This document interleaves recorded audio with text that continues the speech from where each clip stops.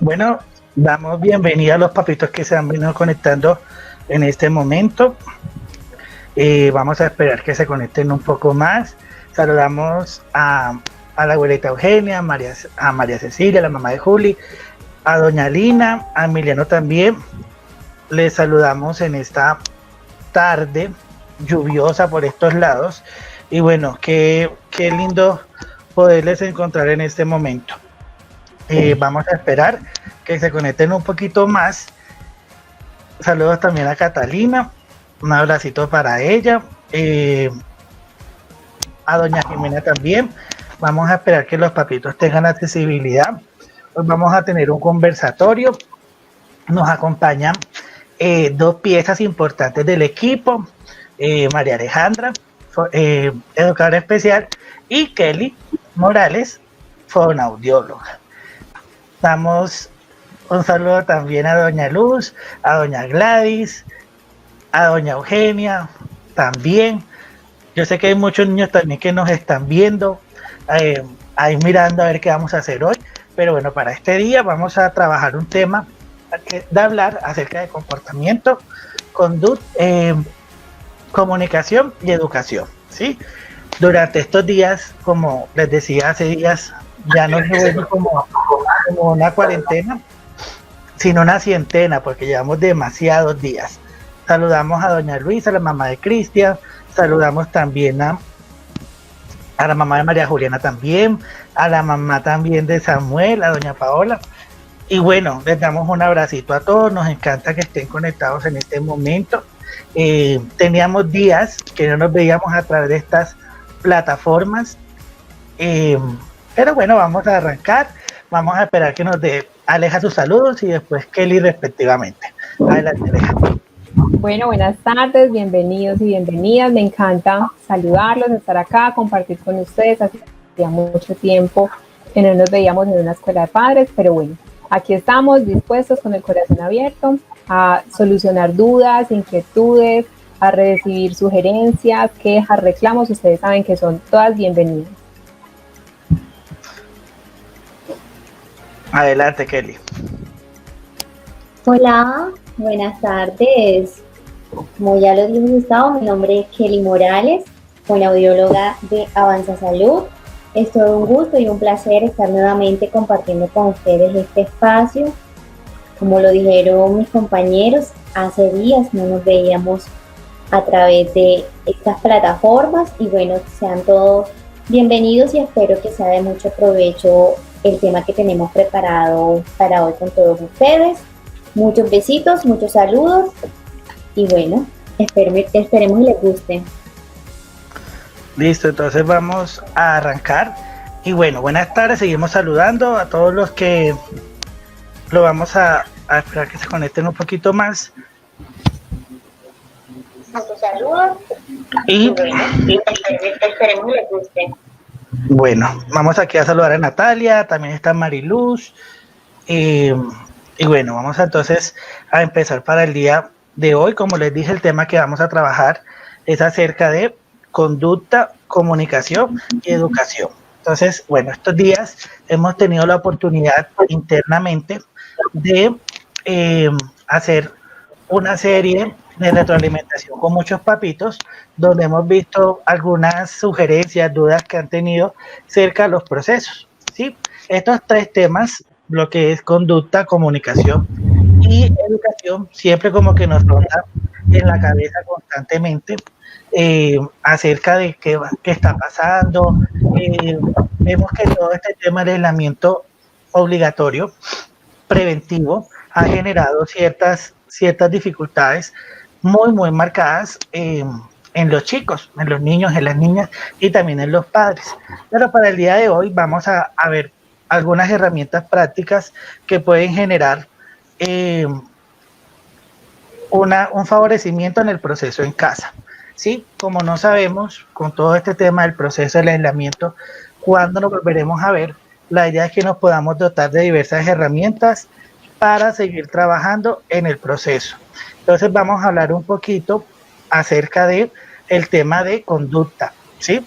Como ustedes saben, y lo hemos venido trabajando durante todo este periodo, las conductas por lo general podemos ver que son aprendidas. Y cuando son aprendidas, eso quiere decir que van a un sistema de repetición, ¿verdad? Siempre hablamos de que las conductas, todo lo que nosotros nos proponemos a nivel conductual, lo podemos lograr si lo hacemos en un paso a paso. Entonces, bajo ese paso a paso, podemos fortalecer cada una de las herramientas prácticas de trabajo.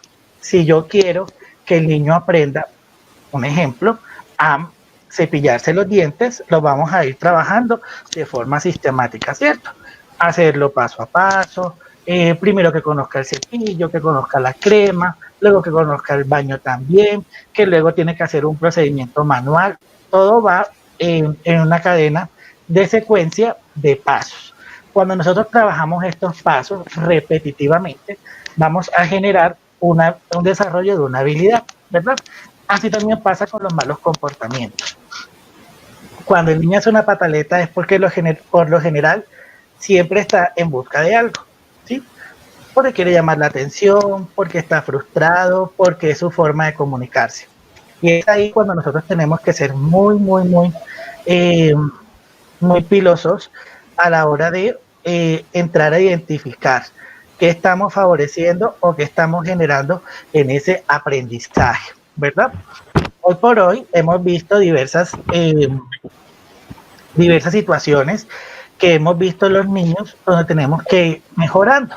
Por eso la primera herramienta que les vamos a ayudar a implementar es los sistemas visuales. Los sistemas visuales nos permiten dar un panorama en anticipación, en fortalecimiento y en preparación ante las actividades de la vida diaria, ¿cierto? Cuando nosotros por lo menos tenemos conciencia de lo que vamos a hacer en el día, podemos estar previstos a dónde vamos a trabajar o qué queremos lograr. Es súper importante allí mantener siempre muy presente qué vamos a hacer, porque a veces la improvisación o el no saber qué hacer nos puede jugar una mala jugada, ¿sí? Valga la redundancia. ¿Por qué? Porque si no sabemos qué vamos a hacer, el niño se puede frustrar, se puede desesperar y puede generar un choque. Entonces, por eso es importante conocer qué es lo que vamos a hacer durante el día. Entonces, la primera herramienta que vamos a tener en cuenta que es proporcionar un sistema visual.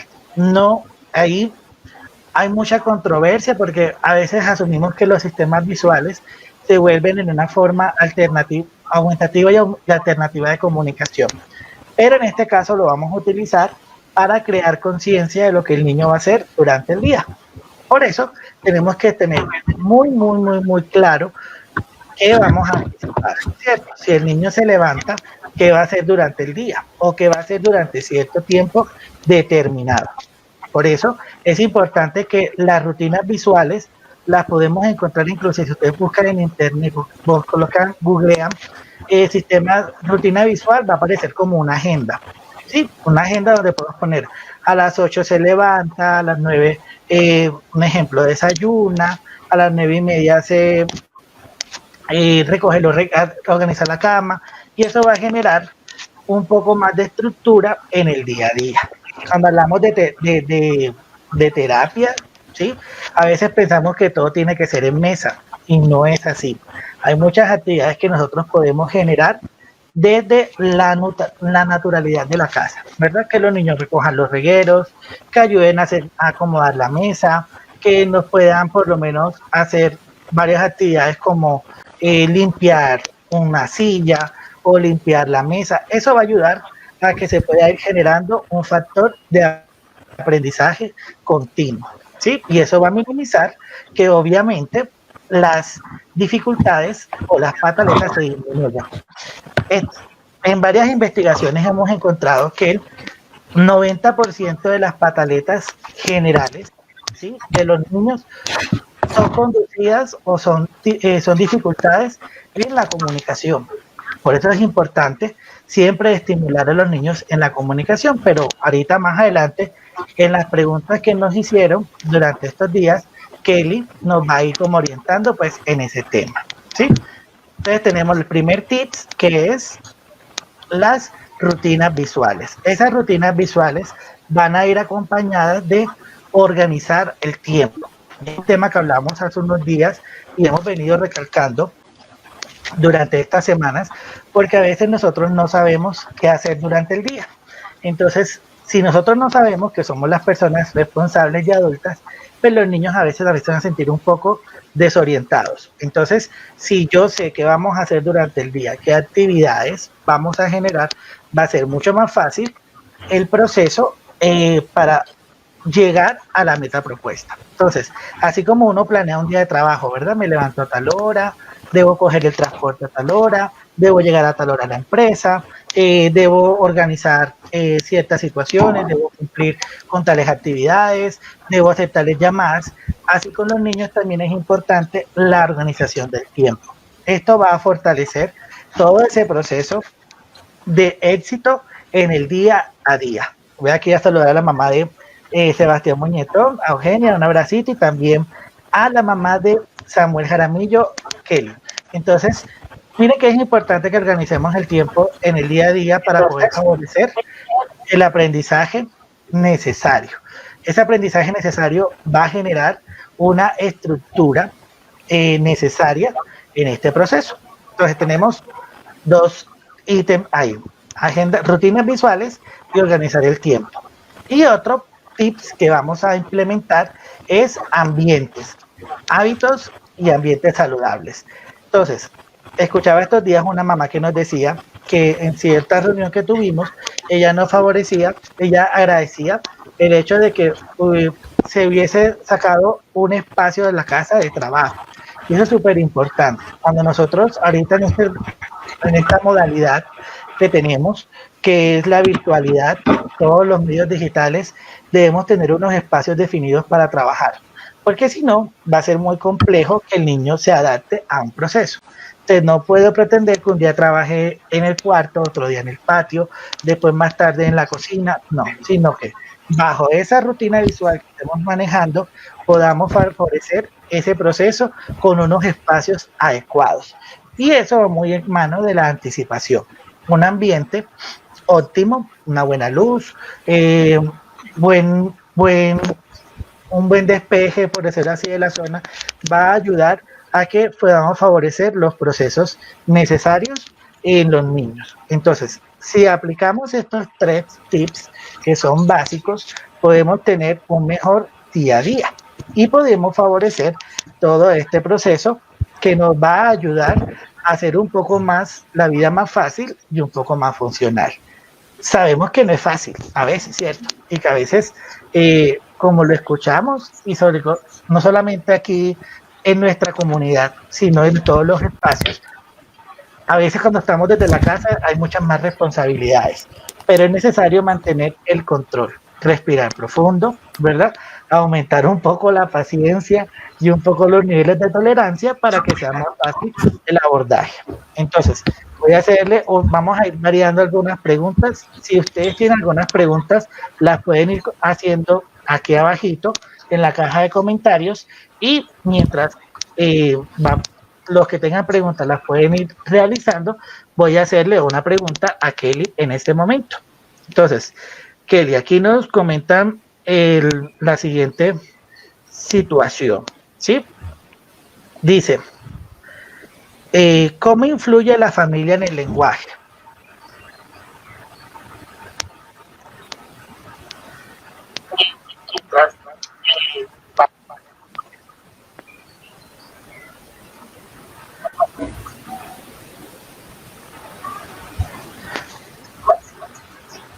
Kelly, ¿me escuchas?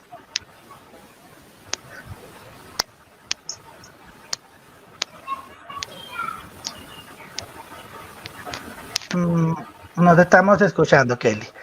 Vamos entonces a esperar un momento, entonces vamos con Aleja. Ahora sí. Ok, listo, ¿me escuchas? ¿Me puedes repetir, por favor? Sí, aquí tenemos la pregunta: ¿cómo influye la familia en el lenguaje?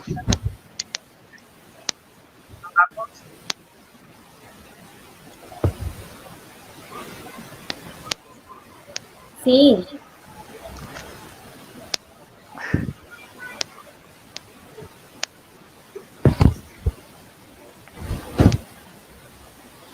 Ok, vamos con Aleja, mientras que Kelly ahí soluciona el problema técnico que tiene. Bueno, Aleja, acá nos hicieron unas preguntas estos días y una de ellas es ¿cómo los niños pueden aprender según el estilo de aprendizaje? Bueno, sabemos, como ya lo hemos visto en escuelas de padres anteriores, como ya lo hemos referenciado anteriormente, la mayoría de personas siempre nos vamos a clasificar o encasillar en 3 estilos de aprendizaje, ¿cierto? Visual, auditivo y kinestésico. ¿Por qué? Porque son los 3 canales de percepción que tenemos y a partir de los cuales aprendemos. Entonces, cuando hablamos del estilo de aprendizaje visual, hablamos de que el órgano receptor y el centro ahí es el ojo, ¿sí? La vista. Cuando hablamos del estilo de aprendizaje auditivo, hablamos de la escucha. Entonces, aprendemos a partir de lo que oímos. Y cuando hablamos del estilo de aprendizaje kinestésico, estamos haciendo referencia a todo lo que tiene que ver con movimiento y sensación. Entonces, siempre vamos a estar como en una triada de ver, escuchar o sentir y hacer. Entonces, a partir de los órganos receptores es que recibimos toda esa información. Imágenes, audios, movimientos, sensaciones, temperaturas, cualquier tipo de información la percibimos a partir del cuerpo. Entonces, a partir de esa experiencia, formamos ese aprendizaje o procesamos esa información y de ahí creamos una experiencia que desemboca en un aprendizaje determinado. Entonces, podemos ver a todas las personas, no solamente los niños, sino también jóvenes adultos que están viendo y a partir de lo que ven empiezan a crear un concepto como tal. Entonces, se sienten más interesados o más atraídos por las imágenes, por los gráficos, por los mapas semánticos, por los mapas mentales. Los colores van a llamar mucho más esa atención. Hay otras personas que captan esa atención a partir de la escucha, entonces prestan mucha atención a todo lo que tiene que ver con ritmos, sonidos, entonación, están siempre en función de eso que escuchan. Entonces, prestan mucha más atención a las narraciones, a las canciones, a los cuentos, que a toda esa parte visual. Sin embargo, no quiere decir que uno u otro sea más adecuado, ¿sí? Simplemente son diferentes. Y tenemos a otras personas que construyen ese conocimiento a partir del movimiento o de la sensación. Entonces, son esas personas que constantemente están moviéndose, cambian de posición, quieren tocar todo, quieren sentir ese objeto, cómo huele, qué hace. Entonces son esos niños, esas personas que constantemente se interesan por la funcionalidad de los objetos o simplemente para saber qué hacen. Ellos tienen que dirigirse y hacerlo ellos mismos. Entonces son niños, son personas que normalmente deben experimentar. Entonces, con este estilo de aprendizaje pasa algo muy curioso. Es un poquito más lento, ¿sí?, que el visual y el auditivo, porque los otros son inmediatos, mientras que este es un poquito más lento porque se construye el conocimiento a partir de lo que se hace. Entonces, tarda un poquito más de tiempo en esa síntesis de la información. Sin embargo, se crea un conocimiento mucho más sólido y mucho más concreto. Por ejemplo, cuando aprendemos a nadar o a montar en bicicleta, son cosas que no se nos van a olvidar, así dejemos de practicarlo por mucho tiempo, porque a partir de ese movimiento creamos como un conocimiento que siempre va a estar en función de algo y se va a poner en práctica. Bueno, entonces partiendo de ahí, es muy importante que los papás identifiquen, cierto, ese estilo de aprendizaje. Hay niños que tienden a ser mucho más visuales, o sea, más el sentido de la vista. Hay niños que son mucho más auditivos, que pueden aprender más a hacer con temas de canciones, rondas infantiles, a través de por lo menos que repiten en voz alta, ¿verdad? Y aquí el aprendizaje también que está el tema corporal de por medio, que es un poco más lento, pero también puede generar ese estilo de aprendizaje. Aleja, ¿cómo podemos apoyar a los papitos en cuanto a la lectura en familia? Que es un tema también que nos preguntan mucho cómo podemos abordar. Bueno, es un tema que también ya hemos tratado anteriormente.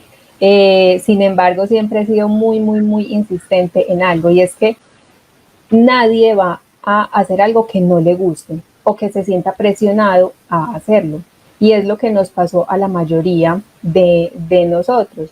Aprendimos a leer en el colegio porque nos obligaban a leer un libro, a hacer el recuento, el resumen y todo un montón de tareas que de alguna manera nos sentíamos presionados y obligados a cumplir con eso. Entonces, muchas veces desde casa, ¿qué pasa? No hay unos hábitos de lectura instaurados o mandamos a leer los niños como un castigo, como una sanción. Entonces, ¿qué hacen ellos? Ellos crean como una aversión hacia ese hábito, que debería ser lo contrario. No digo que siempre debamos estar en función de los libros, de la lectura, no, porque también hay otras actividades. Sin embargo, que cuando se haga con todo el gusto y con todo el amor. Entonces, los niños en su gran mayoría aprenden por imitación. Entonces, si no vemos unos papás, unos tíos, unos hermanos que estén constantemente expuestos a los hábitos de lectura, va a ser muy complejo que los niños tengan como un patrón o una imagen a quien seguir. Entonces, podemos exponerlos desde pequeñitos a eventos de lectura sencillos, ¿cierto? Hacer una carta, hacer una tarjeta, leer y hacer una receta o una construcción de la receta. Por ejemplo, me encantan las galletas, listo. ¿Qué necesitamos para las galletas? Harina, huevos, leche. Entonces, listo, vamos a ver en una hojita, vamos a escribirlos, a dibujarlos. En post anteriores les hablaba sobre la etapa de las lecturas, ¿cierto? Entonces, dependiendo de la etapa en la que se encuentren los niños, podemos trabajar con el material concreto, con portadores de textos, con dibujos o con textos específicos a partir de las grafías. Pero entonces es importante que como familia, como adultos, creemos hábitos en donde esa lectura sea de un disfrute. Picnic literario, recetas, cartas, cuentos, audiocuentos, obras de teatro, siempre se los he dicho, cuando estamos con niños nos tenemos que convertir y debemos ser actrices, nos pintamos, gesticulamos, aumentamos los tonos de la voz, los disminuimos, acompañamos con la gesticulación facial. ¿Por qué? Porque todo eso hace que sea más llamativo y que ellos centren su atención en un estímulo que les agrade. Ok, mire que eso es súper importante y eso nos ayuda como a poder explorar ese estilo de aprendizaje que mencionaba Aleja anteriormente, ¿cierto? A veces los papitos, vamos a esperar a ver si Kelly logra conectarse porque tiene unos problemas como técnicos. Muchos papitos se preocupan porque los niños tienen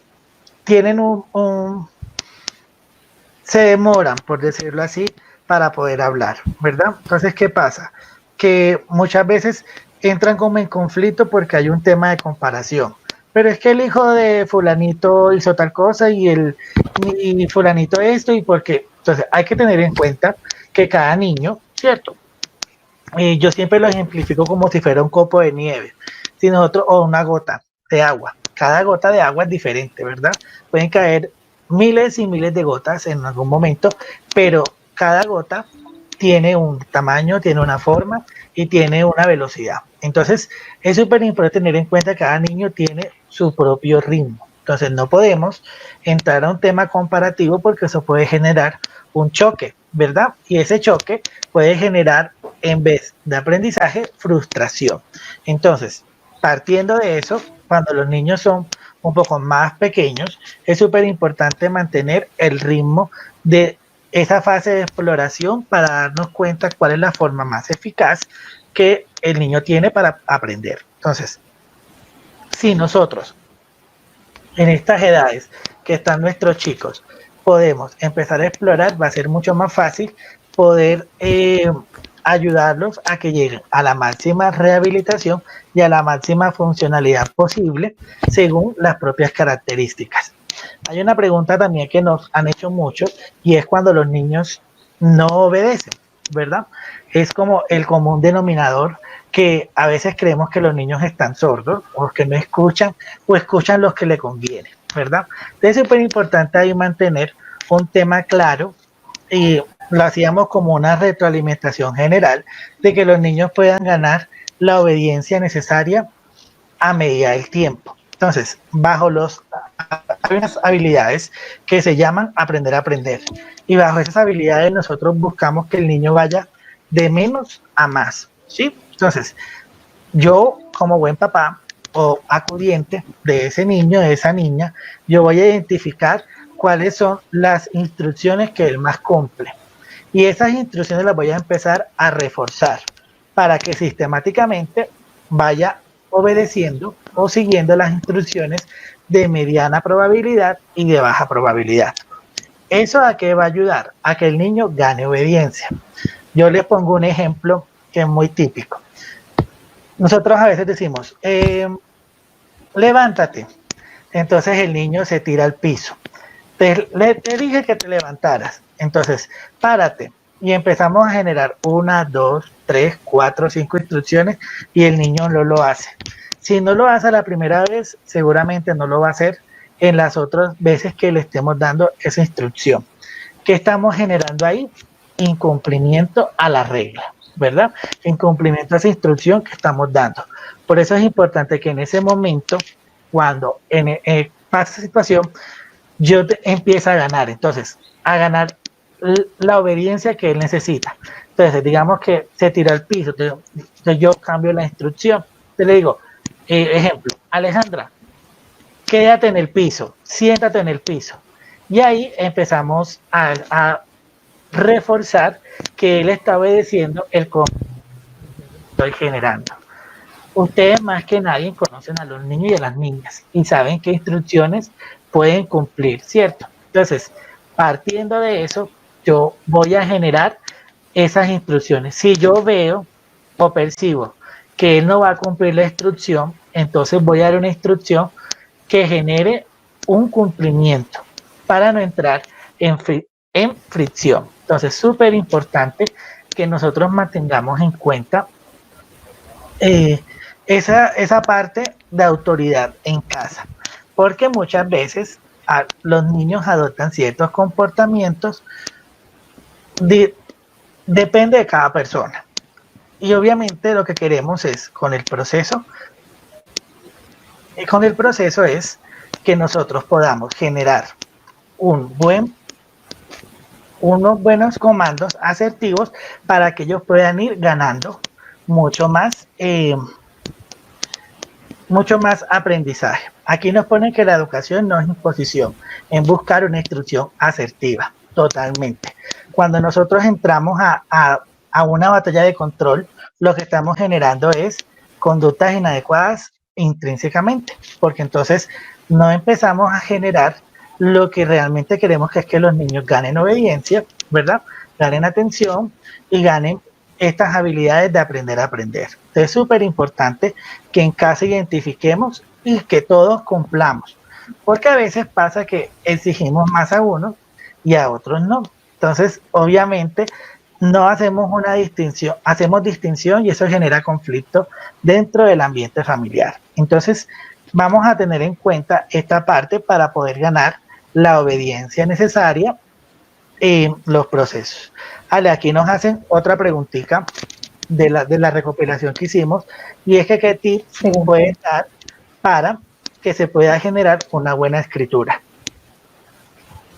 ¿Qué tip dar para generar una buena escritura? Bueno, debemos referenciarnos a qué nos referimos por buena escritura, ¿cierto? Porque si estamos hablando de grafías como tal, de caligrafías, debemos empezar desde un inicio, desde el manejo del espacio, el manejo del renglón, el manejo del cuaderno, ¿sí?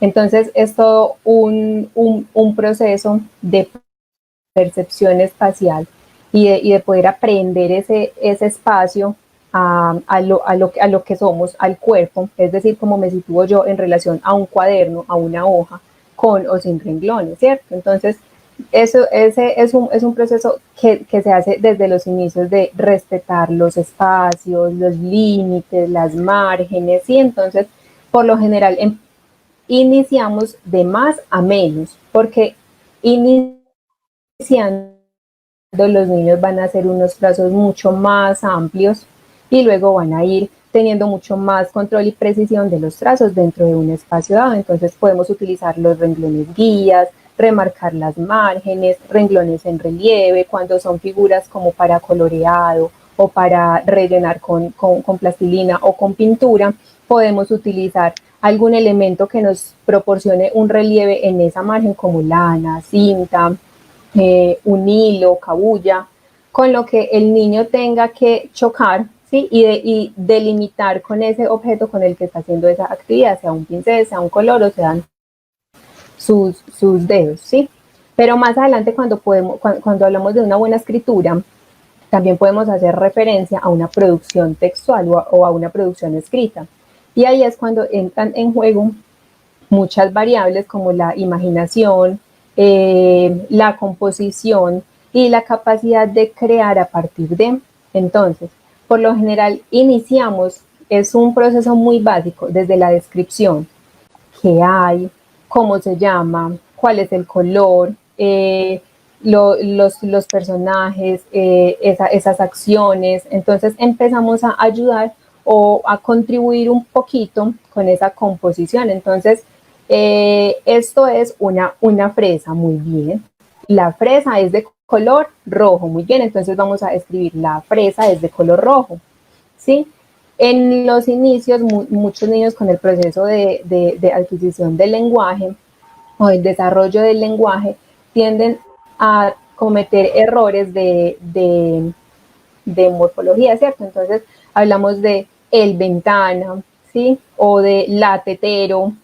Entonces son errores que desde la familia, desde esa producción oral, desde esa interacción verbal con los niños estamos corrigiendo. Entonces no es el ventana, sino la ventana, no es la tetero, sino el tetero, y así ellos van introduciendo de a poquito todas esas cositas que son del espacio, del día a día, a su vocablo, a su léxico, y que más adelante podemos empezar a poner en el papel con una construcción escrita como tal. Ok, yo creo que ya Kelly está con nosotros, voy a ver si podemos darle paso. Hola Kelly. Hola, ¿me escuchan? Listo. Sí, perfecto. Listo. ¿Y me ven también? También te vemos. Bueno, Listo. Perfecto. Kelly, acá nos preguntan que, bueno, la influencia de la familia en el lenguaje. ¿Qué podemos hablar acerca de eso?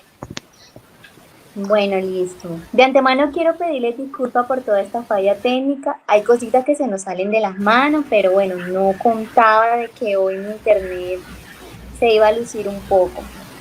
Bueno, como lo hemos dicho y mencionado anteriormente, la familia juega un papel muy trascendental en el desarrollo del lenguaje infantil. ¿Por qué es tan trascendental y por qué es tan importante la familia en el proceso del lenguaje? Porque la familia es el primer y más importante modelo lingüístico. Si ustedes recuerdan, yo en mi anterior live, yo les decía que ustedes, la familia, son el modelo y que los niños o nuestros hijos aprenden mucho por medio de la imitación. Entonces, si nosotros le damos a ellos un buen modelo lingüístico, de seguro ese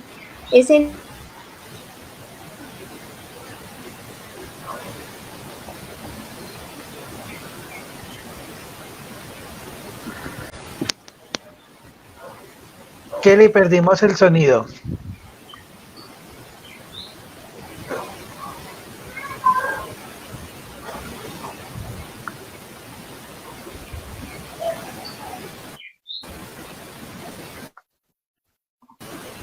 No.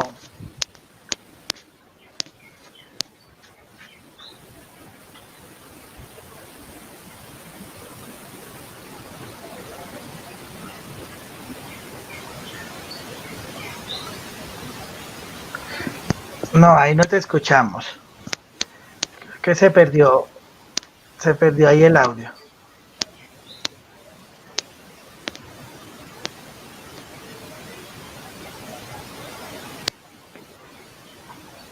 Bueno, entonces, mientras Kelly aquí organiza un momento, vamos a hablar acerca de un tema relevante que va muy ligado a la comunicación y el comportamiento, que son las tentativas de comunicación, ¿cierto? Como decía Kelly, la familia es el modelo eh, relevante para poder generar una imitación y un buen aprendizaje. Y hay un tema muy relevante que es el tema de tentativas de comunicación que puede favorecer al aprendizaje de los niños. Entonces, cuando estamos en una etapa de adquisición de lenguaje, la idea es entrar a mostrar todos los estímulos posibles, ¿sí? Para que el niño pueda tener un buen desarrollo en el lenguaje. Entonces, si yo quiero que el niño me diga por lo menos le gusta el banano, entonces mostrarle ese estímulo, ¿cierto? Del banano y hacerle una imitación, es decir, banano. Entonces es súper importante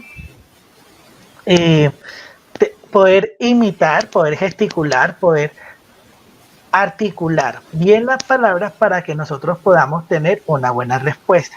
Entonces, cuando el niño haga una aproximación que diga por lo menos van, entonces vamos a reforzarle con lo que él quiere. Lo podemos hacer muy paso a paso y eso nos va a ayudar a aumentar la parte comunicativa en ellos. Vamos a ver si podemos darle paso a Kelly. Hola, Kelly. Listo, ahora sí. Listo, vale. Ay, no, de Ahora verdad sí. que es muy fuerte porque estoy calmada, no estoy alterada. Tú tranquila. Sí, esa es mi fortaleza y mi característica principal. Entonces, como les venía diciendo, la familia es el primer y más importante modelo lingüístico, porque la familia es quien nos da el ejemplo a nosotros y nosotros podemos aprender por medio de la imitación. Entonces, la familia establece un puente comunicativo con el mundo exterior. Todas esas experiencias que nuestra familia tiene en el mundo exterior ante la sociedad nos los transmite a nosotros en el hogar. Por eso es que ellos son nuestros modelos lingüísticos. Entonces, al padre coger todos esos aprendizajes del mundo exterior, se los va a transmitir al niño por medio de aprendizajes, todos los temas de cultura, todo lo que acontece ante la sociedad, ¿cierto? Pero también hay que tener en cuenta que así como los padres son un buen modelo lingüístico, también pueden ser un mal modelo lingüístico, ¿cierto? ¿Por qué? Porque si no exponen al niño a un buen estímulo, se pueden retrasar y disminuir la capacidad comunicativa de los niños, ¿cierto? Entonces, muchos padres pueden crear dependencia al suplir todas las necesidades del niño y no permitirle hablar. Esto se asocia con aquellos padres que son muy sobreprotectores, que todo se lo hacen, todo se lo dan y no le permiten como explorar porque de pronto se va a caer, se va a golpear, se va a caer, entre otras cosas. Entonces, otro mal ejemplo o, ¿cómo les diré? Algo que no debemos como hacer es deprivar al menor al no estar en contacto con otros niños o con ustedes mismos los padres, ya sean por temas del trabajo, por ignorarlos, porque tienen muchas cosas que hacer en todo el día, por el afán del día, ¿cierto? Entonces, los niños simplemente se quedan con una cuidadora y al estar con esa cuidadora todo el día, quizás esa cuidadora no sea como el mejor modelo o la más estimuladora. Entonces ahí es cuando se presentan esos problemas de que los niños son muy cohibidos, no son muy exploradores, desconocen de muchas cosas. Entonces es importante que si nosotros pasamos todo el día trabajando, tenerle como un buen programa de estimulación o una persona que de pronto se encargue de enseñarle lo que nosotros no podemos enseñarles por cuestiones de tiempo, ¿cierto? Pero aprovechar cada minuto, cada segundo en compartir con nuestros hijos y darles los mejores ejemplos. porque igual tampoco por el simple hecho de que no compartan tiempo con los niños, cuando lo comparten le van a colitar todo. Si el niño pide 50.000 helados, 50.000 helados le van a dar. Si el niño quiere un juguete de tal color, de tal forma, de tal almacén, lo van a dar. Con la excusa de que le vamos a dar a nuestros hijos aquellas cosas que nosotros hicimos cuando pequeños. Entonces, mucho ojo con eso. Listo. Otra cosa que de pronto no favorece una buena estimulación del lenguaje es entender solo las señas. Y a través de las señas, ellos nos señalan X o Y objetos y nosotros automáticamente le facilitamos eso que ellos nos están pidiendo.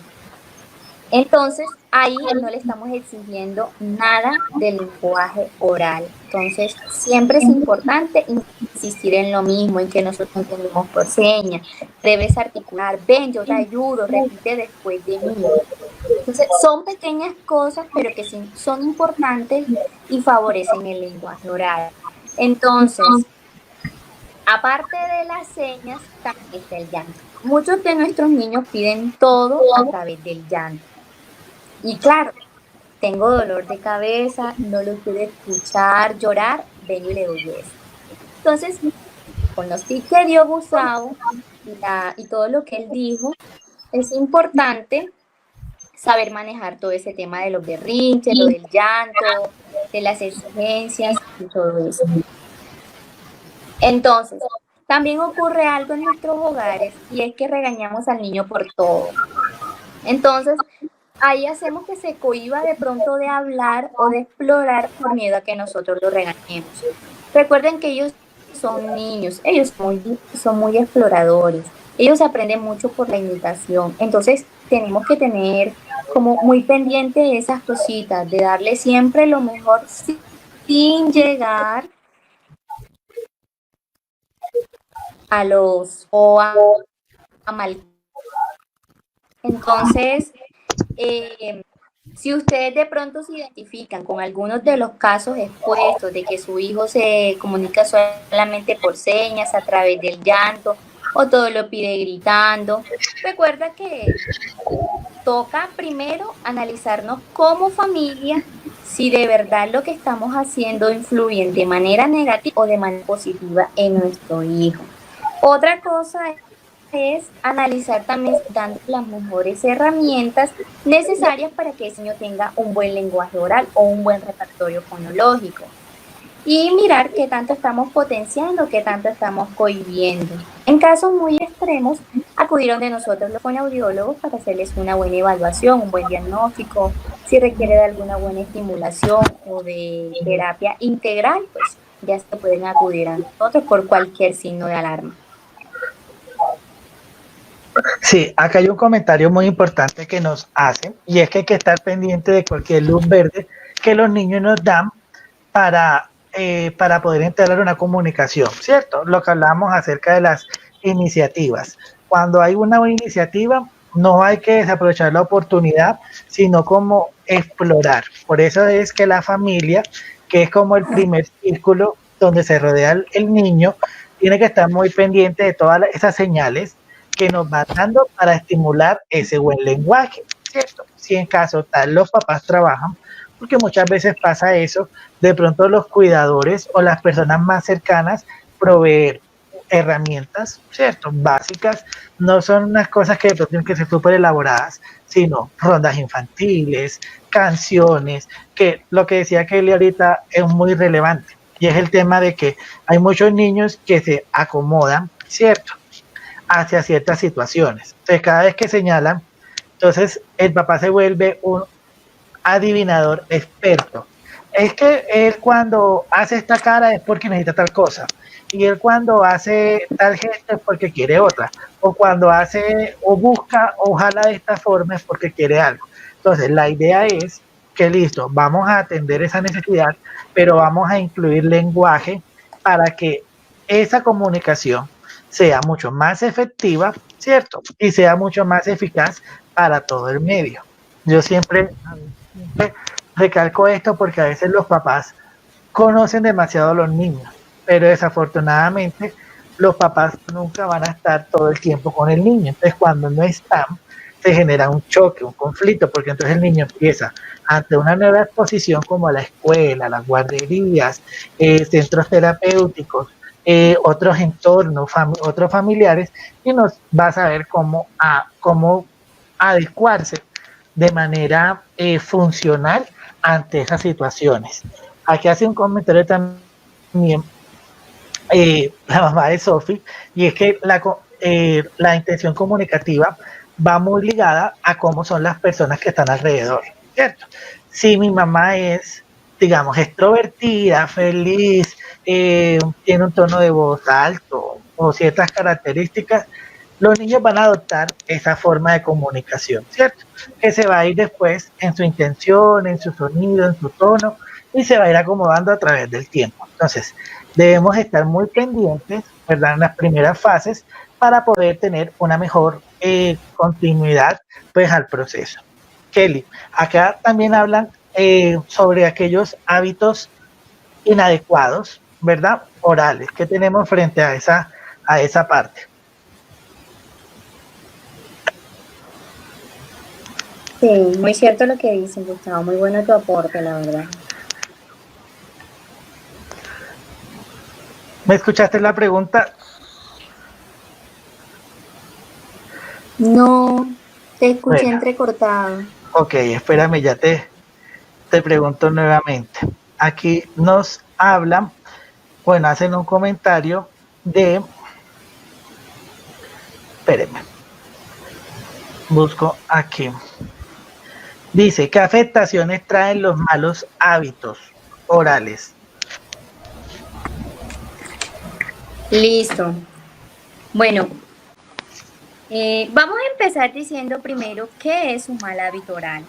Y los hábitos orales son más comunes de lo que nosotros pensamos, porque creo que hasta nosotros los adultos de vez en cuando tenemos muy malos hábitos orales, claro está. Entonces, ¿qué es un hábito? Un hábito es una conducta que se repite de manera sistemática. Entonces, ¿qué entendemos por un mal hábito oral? Que es una conducta repetitiva perjudicial que afecta a las estructuras de la cavidad oral. ¿Cuáles son esas estructuras en específico que más afectan estos malos hábitos orales? La lengua, los labios, el paladar, el dientes, y por ende se va a ver afectada la producción oral. Entonces, voy a mencionar como los más comunes que encontramos en nuestros niños. La succión digital, ya sea la succión del dedo pulgar, del dedo índice, o al tiempo el dedo hombro y el dedo anular. O a veces muchos niños se introducen los 4 dedos juntos en la boca. El uso del chupo también afecta y es un mal hábito oral, porque esto va creando un tipo de mordida muy abierta y esto va a conllevar a otros problemas más serios, que es como la respiración oral. Entonces, la respiración oral puede ser consecuencia de esos malos hábitos mencionados. Y ya cuando se presenta la respiración oral, en la mayoría de los casos ya existen alteraciones en las estructuras que les mencioné, como el labio, la lengua, los dientes, el paladar. Otro mal hábito oral es el sujetar objetos o el labio. Creo que muchos de nosotros en algún momento tenemos un lapicero, un marcador, un lápiz, lo que sea, ¿no? Y cuando desocupamos, lo primero que hacemos es llevárnoslos a la boca. Entonces, eso es un mal hábito oral. Pero hay que tener en cuenta que y la repercusión negativa de los malos hábitos orales va a depender del tiempo y de la duración, ¿cierto? A mayor duración, mayor afectación de las estructuras. Y también la frecuencia en que nosotros mantenemos con ese mal oral. todo el día con el dedo, si paso todo el día chupándome los objetos o el labio. Entonces, hay que tener en cuenta que entre más temprano aparezcan estos malos hábitos, más afectación va a tener, porque las estructuras son más sensibles. Y como son más sensibles, van a ser los cambios más perjudiciales, tanto la posición, la forma o la integridad de esas estructuras. Y si yo permito que mi niño permanezca todo el día con el dedo en la boca o con el chupo, como todas esas estructuras, este proceso de crecimiento, ellas se van a mover, ¿cierto? Y al moverse van a optar la posición del dedo, pues hablemos de la asunción digital del dedo pulgar. Si pasa todo el día con el dedo metido y mi niño está muy pequeño, está en proceso de crecimiento, todas esas estructuras se van a mover. Por ende, ¿eso que me va a causar? Un paladar muy alto, ojival, la mordida abierta, los dientes centrales o los de arriba y los de abajo se van a salir hacia adelante o se pueden ir hacia adentro. Depende de la intensidad, la duración, cuántos dedos se metan. Y también, aparte de eso, que otros malos hábitos vaya a coger. Entonces, si mi niño tiene una mala mordida, por decirlo así, se le hace la forma del chupo, el dedo en los dientes de abajo, va a producir un desgaste, ¿cierto? Y esa mordida va a quedar un poco abierta. Y ahí se puede producir la famosa respiración oral. Al tener respiración oral, otras consecuencias aún peores. Entonces, lo ideal es acudir a tiempo a los profesionales idóneos para trabajar este tipo de situaciones. ¿Dónde puedes ir? Al odontopediatra, al ortodoncista, a donde el fonoaudiólogo, que somos como las personas encargadas de manejar todos estos procesos. Entonces, lo ideal siempre es hacerle como el llamado de atención, sácate el dedo de la boca o crearnos alguna estrategia de forrar el dedo, de usar algún adaptador o ahí de acuerdo a la evaluación que nosotros hagamos, ahí vamos a determinar como que de qué forma para retirar ese hábito. Otra muy común es el chuparse los paños de los niños. Es muy común y eso mueve las estructuras impresionantemente. Entonces la invitación siempre va a ser a eso, no dejar que eso se vuelva un mal hábito oral. Listo. Ok, Kelly, gracias. Entonces miremos que estos hábitos malos, orales, pueden perjudicar obviamente toda la estructura, ¿cierto? Todos los órganos articuladores y por ende también crear, eso va muy ligado a la conducta porque puede empezar a crear ciertas obsesiones, ¿verdad? Ciertas autoestimulaciones y también puede generar su parte conductual. Hemos visto casos, ¿verdad? Si el niño que se pasa chupando el dedo, cuando se lo quitan, llora. Entonces, ¿qué pasa? Que empieza a crear el hábito y después se genera un problema de conducta porque llora cada vez que se le quita el dedo, ¿verdad? De la boca. Entonces, es súper importante ahí tener en cuenta, de que todo lo que de pronto no podamos corregir a buen momento, va a ser un poco más complejo cuando van creciendo. Por eso tratamos de que las intervenciones siempre ocurran dentro de la brevedad posible para poder corregir todas las situaciones que nos vayan presentando pues en el día a día. Bueno, yo creo que vamos a esperar si alguno tiene otra pregunta para responder. Estas eran algunas preguntas que teníamos dentro del cuestionario que estuvimos haciendo en esta semana con los papás. No obstante, queremos agradecer a todos realmente por acompañarnos en este conversatorio. La idea es que participen más. Si tienen alguna duda, preguntas, ahí podemos ir resolviéndolas en el paso pues de las escuelas para padres. Como les dijimos inicialmente, teníamos bueno, sí, como más o menos un mes larguito que no nos veíamos. La idea es que mensualmente estemos por acá, por estos eh, medios digitales, para seguir manteniendo contacto, aunque lo hacemos, ¿cierto?, a través de los otros sistemas que tenemos. Bueno, como no han escrito todavía, entonces vamos a empezar a despedirnos. Entonces, Aleja, tus palabras de despedida.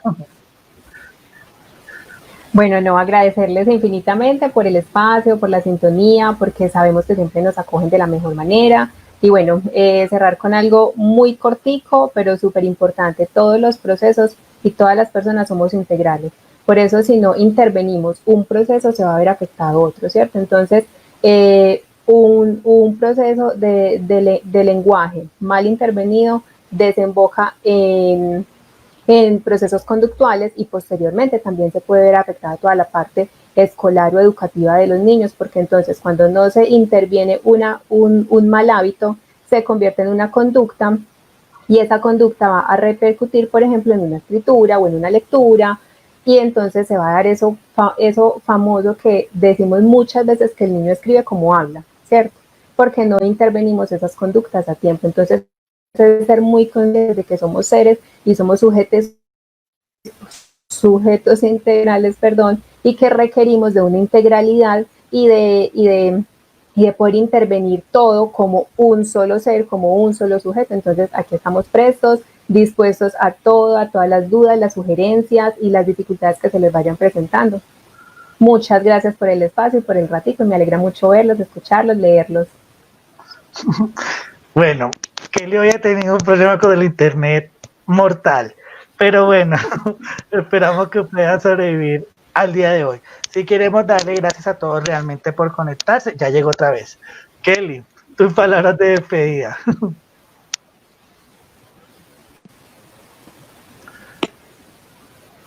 Hola Kelly.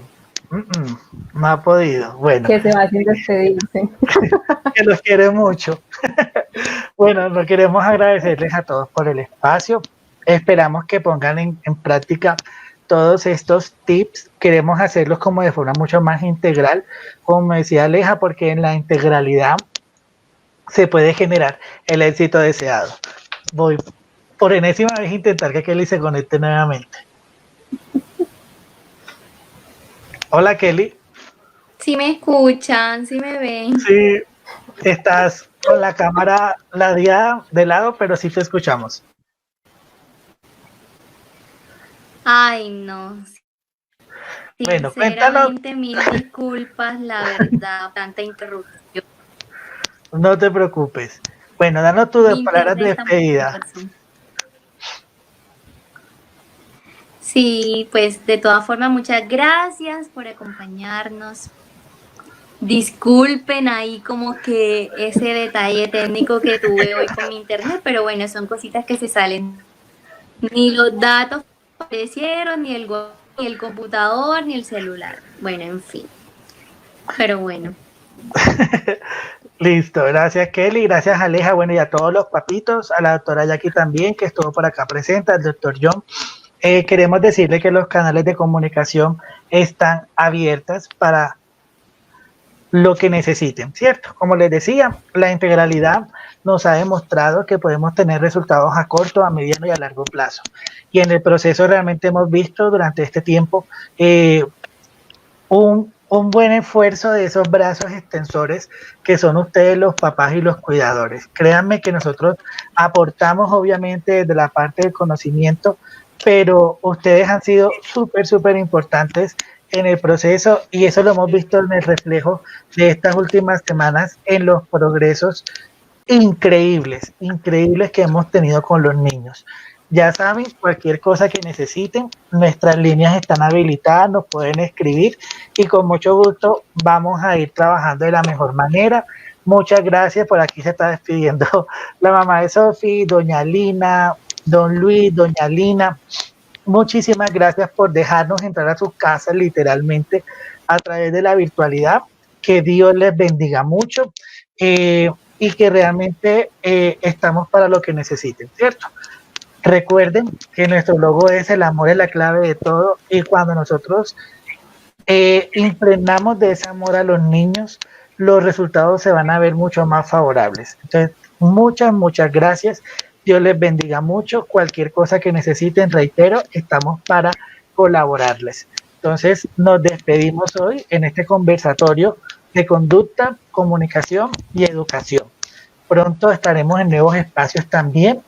Nos vamos a seguir reuniendo con ustedes en los procesos que estamos pendientes, y un fuerte abrazo para todos. Doña Astrid, muchísimas gracias también por sintonizarnos, y a todos los papitos que estuvieron, y amigos también, familiares cercanos también. Dios les bendiga mucho y nos despedimos. Que estén muy bien y hasta la próxima. Recuerden consultar las páginas sociales, las redes sociales y la página www.avanzasaludips.com, donde está la información de todo lo que trabajamos a través de los boletines y registros fotográficos. Hasta la próxima. Chao, muchas gracias. Gracias. Tenemos mucho.